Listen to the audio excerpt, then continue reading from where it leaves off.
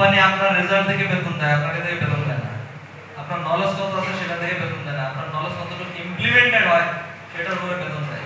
যদি ইন্ডাস্ট্রি আপনার হাত দিয়ে চেঞ্জ হয়, you will become the game changer. Textile circularity and sustainability, a path of greener textile এবং fresh graduate to game changer unlocking career success in Bangladesh, এই দুই প্রতিপাদ্যকে সামনে রেখে আজ যশোর বিজ্ঞান ও প্রযুক্তি বিশ্ববিদ্যালয়ে একটি উন্মুক্ত কর্মশালার আয়োজন করা হয়েছিল। উক্ত কর্মশালায় প্রধান অতিথি হিসেবে উপস্থিত ছিলেন যশোর বিজ্ঞান ও প্রযুক্তি বিশ্ববিদ্যালয়ের মাননীয় উপাচার্য প্রফেসর ডক্টর মোহাম্মদ আব্দুল মজিদ। বিশেষ অতিথি হিসেবে উপস্থিত ছিলেন যশোর বিজ্ঞান ও প্রযুক্তি বিশ্ববিদ্যালয়ের প্রযুক্তি ও প্রকৌশল অনুষদের dean doctor engineer Mohammad Amjad Hossain. উক্ত কর্মশালায় সভাপতিত্ব করেন টেক্সটাইল ইঞ্জিনিয়ারিং ডিপার্টমেন্টের চেয়ারম্যান জনাব সালমা খাতুন। সকল ডিপার্টমেন্টের শিক্ষার্থীদের উপস্থিতিতে সকাল 10টা থেকে শুরু হয়ে কর্মশালাটি চলমান থাকে দুপুর 1টা পর্যন্ত। উক্ত কর্মশালায় কিনোট স্পিকার হিসেবে উপস্থিত ছিলেন ইঞ্জিনিয়ার জনাব ASM Hafizur Rahman Nixon, exclusive director RS Corporation, এবং গেস্ট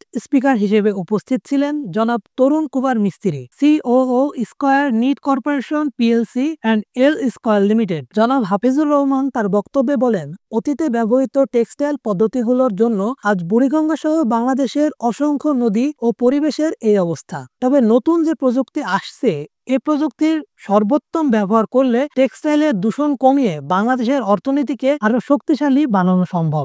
আজকে আমাদের সেমিনারের মূল উপপাদ্য বিষয়টি ছিল এই যে আসলে টেক্সটাইল থেকে কি ধরনের এনভায়রনমেন্টাল ইম্প্যাক্ট পড়ছে, যেটা আপনি বললেন বুড়িগঙ্গার পানি নষ্ট হচ্ছে।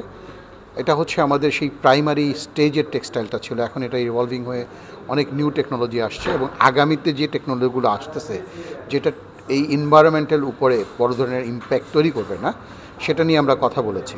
এবং এই নতুন যে টেকনোলজি এটাকে অ্যাডাপ্ট করতে হবে। আমরা টেক্সটাইলকে বাদ দিতে পারবো না, আমরা আমাদের অ্যাপারেলকে বাদ দিতে পারবো না, কারণ আমাদের যত ডেভেলপমেন্ট এই সেক্টরের উপর ফোকাস করে করা, যেখানে আমাদের 81% ফরেন কারেন্সি আসতেছে। যত ধরনের ডেভেলপমেন্ট হচ্ছে এই টেক্সটাইলের জন্য, ব্যাংক হচ্ছে, বিমা হচ্ছে, ইউনিভার্সিটি হচ্ছে, এডুকেশন হচ্ছে, আমাদের লাইফস্টাইল চেঞ্জ হচ্ছে। তো এইটার জন্য আমাদেরকে এই সিস্টেমের সাথে অ্যাডাপ্ট করতে হবে, কিন্তু কীভাবে লেস পলিউশন করা যায় সেটা নিয়ে রিসার্চের দরকার আছে। যার জন্য যারা অ্যাকাডেমিশিয়ান আছেন, স্কলাররা আছেন, রিসার্চাররা আছেন, তারা এই জিনিসগুলো নিয়ে কাজ করছে, গ্লোবালি কাজ করছে।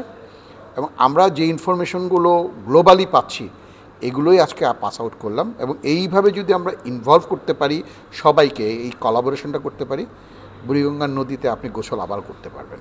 কর্মশালায় জনাব তরুণ কুমার মিস্ত্রি সদ্য গ্রাজুয়েট হওয়া শিক্ষার্থীদের উদ্দেশ্যে বলেন কিভাবে তারা স্নাতক শেষ করেই একটা ভালো চাকরি পেতে পারে এবং চাকরির বাজারে কিভাবে নিজেকে সেরা প্রমাণ করতে পারে। ফার্স্ট অফ অল একটা ইন্টারভিউ ফেস করার আগে সবার তার মাইন্ডসেটটা জরুরি। সে কোথায় যাচ্ছে, কি পোস্টে যাচ্ছে এবং কী জন্য যাচ্ছে, তার ফিউচার প্ল্যান কি, সে কী হইতে চায়। মোস্টলি এই 4-5টা প্রশ্ন যদি সে নিজেকে রেডি করে নিয়ে যায় তো তার ইন্টারভিউ 90% ডান হয়ে যায়। একজন ইন্ডাস্ট্রি লিডার হিসেবে আমি যদি কারো ইন্টারভিউ নিতে চাই, আমি দেখব তার গ্রোথের অপরচুনিটি, তার ভিতরে গ্রোথের ক্ষুধা আছে কিনা, সে কত দূর পর্যন্ত যাওয়ার সক্ষমতা রাখে, তার মাইন্ডসেটটা কী লেভেলে আছে। যদি কারো কেরিয়ার গ্রোথ অপরচুনিটি দেখা যায়, পোটেনশিয়ালিটি পাওয়া যায় ক্যান্ডিডেটের মধ্যে, তাকে নিয়ে যদি কোম্পানি লম্বা সময় যদি ইনভেস্ট করে, একটা লম্বা সময় পরে তার কাছ থেকে অনেক বেনিফিট কোম্পানি পাবে। আমি ওই বিষয়টাই বিবেচনা করে মোস্টলি ফ্রেশ গ্রাজুয়েটদেরকে রিক্রুটমেন্ট করে থাকি। জনাব সালমা খাতুন শিলা তার বক্তব্যে যশোর বিজ্ঞান ও প্রযুক্তি বিশ্ববিদ্যালয়ের রিসার্চ সেলকে ধন্যবাদ জানিয়ে বলেন, আজকে যা আশা করেছিলাম তার থেকেও অধিক শিক্ষার্থীদের উপস্থিতি ছিল। আমি চেষ্টা করেছি, তবে এই কাজগুলো যেন ভবিষ্যতেও চলমান থাকে। প্রথমেই ধন্যবাদ জানাবো আমাদের যশোর বিজ্ঞান প্রযুক্তি বিশ্ববিদ্যালয় কর্তৃপক্ষকে, স্পেশালি রিসার্চ সেল আমাকে অনেক হেল্প করেছে যে কিভাবে কি করা যায়। প্রথম যেহেতু ডিপার্টমেন্টে এইভাবে আমরা শুরু করিনি, অনেকখানি কাজ করতে হয়েছে। ওভারঅল যে এভাবে হবে আশা করিনি, এর থেকেও ভালো হয়েছে। এবং অন্য অন্য ডিপার্টমেন্ট যারা পার্টিসিপেট করেছে সেটা সত্যি প্রশংসনীয়।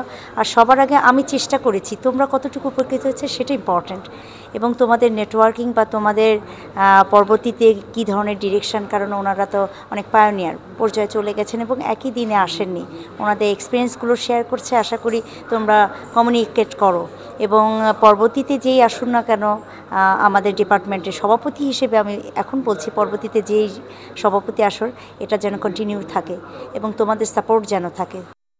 Desk report, Bengal press.